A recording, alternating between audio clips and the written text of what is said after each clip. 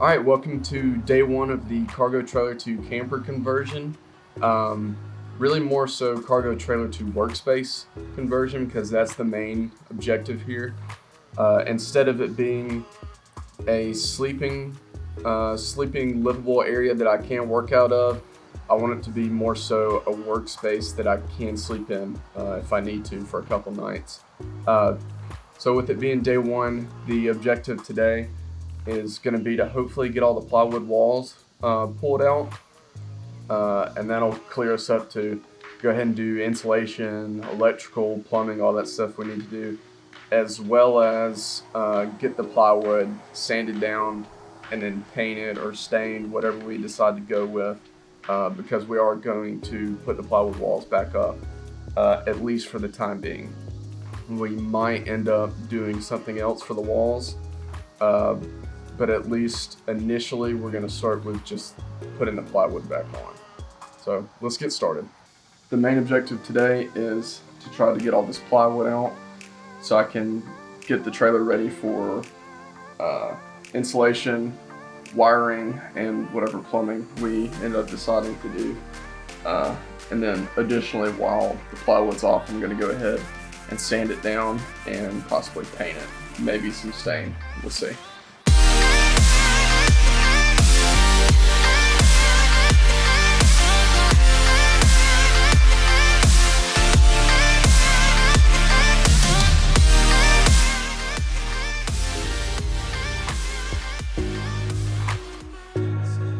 So as you might be able to hear, it's raining now. It's been raining for the last hour or so.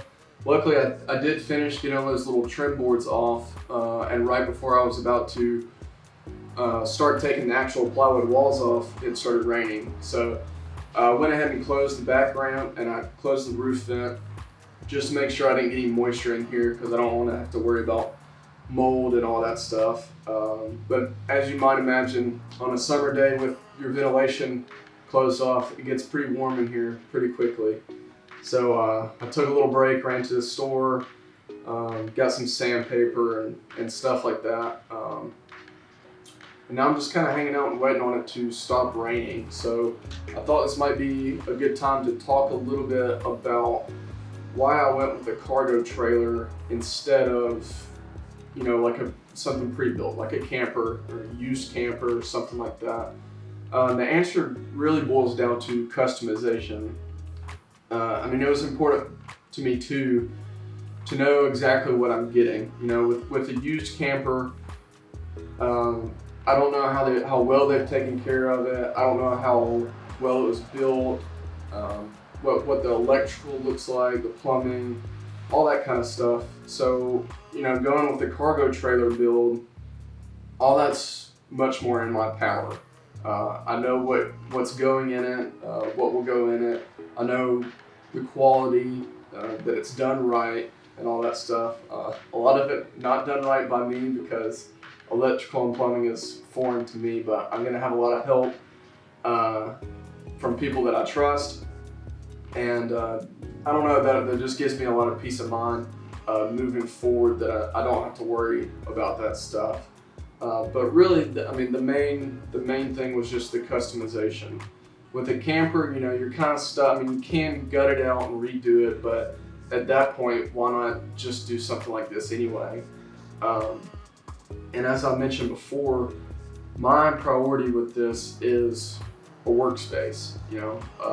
I'm a videographer, photographer, so I wanted a space that I could, if in a pinch, I can do a photo shoot in here or an interview in here with backdrops in the back or something like that. But also a workspace, a desk for my computer and monitor and stuff like that for me to edit.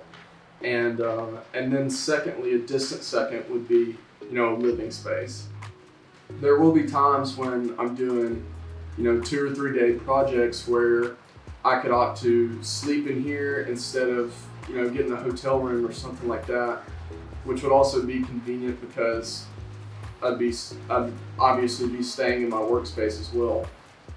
So that's really the main thing. That's really was the main motive behind me going with the cargo build instead of a camper. So the rain finally did move off. Unfortunately, as soon as I started to take the actual panels off, I realized that that's probably going to be a two-man job because of the way that they're screwed into these metal studs. I could make it happen by myself, but I might kill myself in the process. So I'm just going to hold off today. I'm going to be patient and wait until I have help. But in the meantime, I'm just going to go ahead and sand as much of them as I can. That way, whenever we do finally get them off, we have that much less work to do in the process. So I guess I'm going to go ahead and get started on that.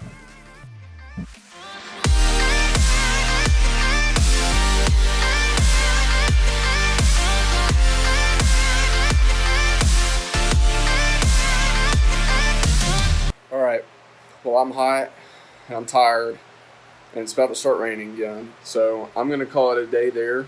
I got about halfway finished with sanding, which I'm pretty happy with that. So I'm going to call it quits and pick back up tomorrow.